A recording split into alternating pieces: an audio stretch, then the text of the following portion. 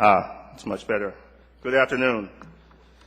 My name is Michael Wotorson, and I am the Director of the Campaign for High School Equity. And let me welcome all of you this afternoon to this very important briefing, English Language Learners and No Child Left Behind, a Civil Rights Perspective.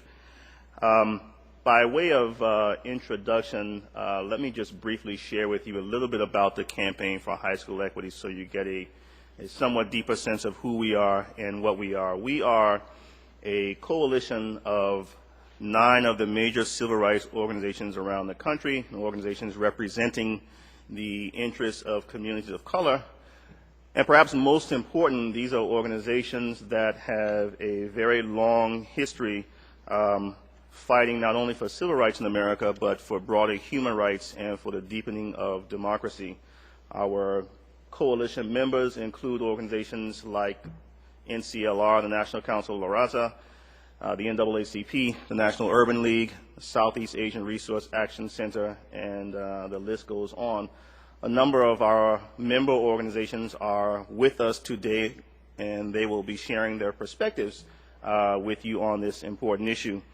But before we get into that, there are a couple of other people I wanted to briefly recognize, and I think it's important that I recognize them because the issue that we're here to talk about today, contrary to much of the popular opinion out there, is not an issue that is of importance only to one community.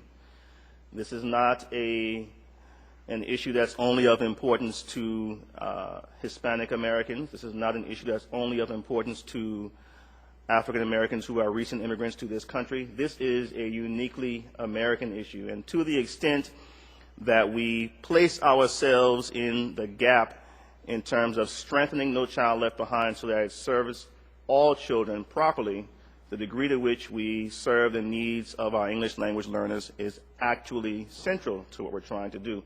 And so that's why I'm just very pleased that we have a broad-based coalition of organizations that has assembled here today and that has assembled through the Campaign for High School Equity to work on this and a number of other issues that we think are important not only to America, but issues that are important to communities of color in particular.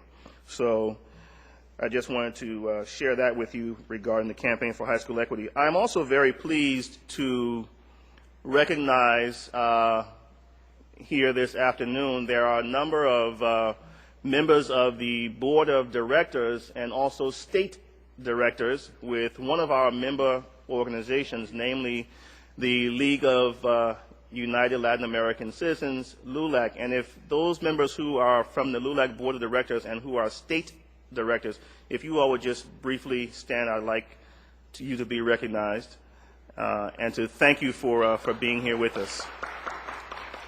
My understanding is that there are about somewhere in the neighborhood of 15 or 20 of you or so from various states around the country, and so I suspect that many more of those individuals will be joining us as the program moves forward.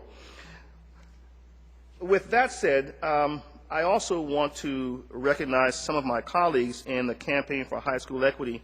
It occurs to me that often when we do these briefings, I often forget to recognize my colleagues in the campaign, and so I wanted to give you all a chance to know who they are and the organizations that they represent. And so I will start very briefly with those here on the panel, and I will also mention some that may be here in the audience.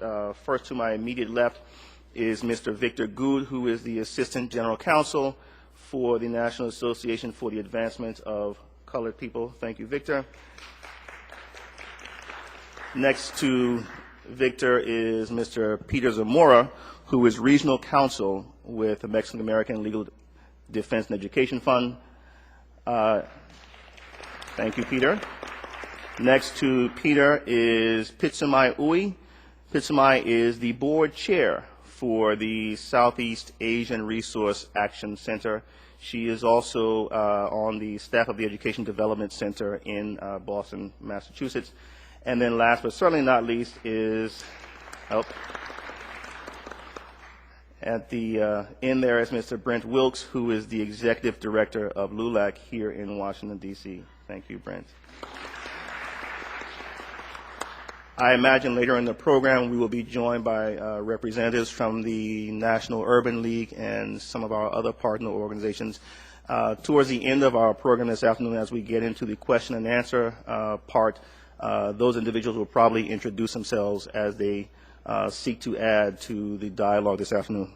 Before we actually get started, I wanted to take a moment to offer a couple of words of thanks, particularly to Congressman Ruben Hinojosa and his staff. The Congressman and his staff were very helpful to us in securing this space for this event this afternoon.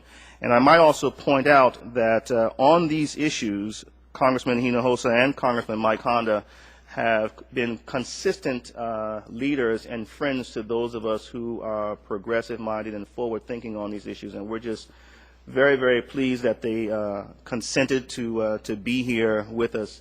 What I'd like to do is to step aside just for a moment and allow Congressman Hinojosa to come to the microphone and just share a few words with you regarding his perspectives on the issue. I am also, before I do that, I just noticed, I believe I see Mrs. Morales. Well, I believe I just saw the General President of LULAC, but if I'm wrong, it's okay. And I also just wanted to point out that the National President, you all say National President, right, of LULAC has joined us. So let me ask Congressman Hinojosa if he would be so kind as to come up and share with us a few words before we actually get started.